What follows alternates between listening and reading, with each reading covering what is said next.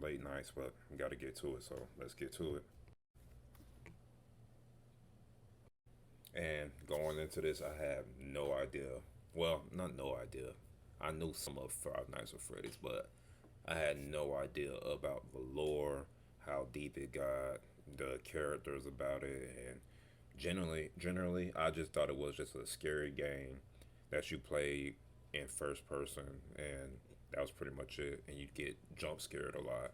I seen some streamers play it, but that was pretty much my knowledge and extent. So to watch this movie and see that essentially these robots animatronics were kids and their souls got taken out of their bodies, put into the animatronics, and they're essentially trapped. And this old geezer who's supposed to be Freddy Fazbear was the one doing it, and it kind of implied that he was doing more to these children than just taking their souls out. So I got real iffy about that. Like that was really weird.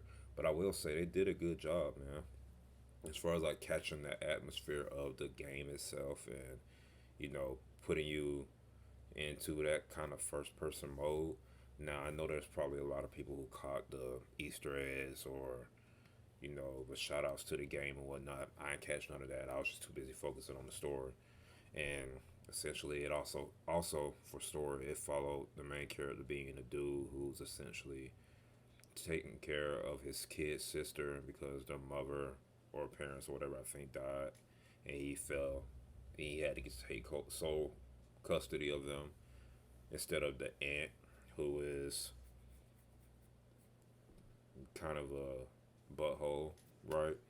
But it essentially falls on him, and then he takes to get as a security guard at the school, or not the school, but the Freddy's, the restaurant, and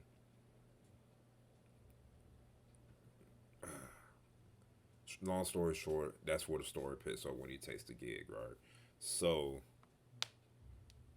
all in all, man, I think this movie actually did a good job at keeping my attention, telling the story really well, staying true to the games for as long as it could, all while adding a different context and different uh, perspective as well. So, I don't know, man.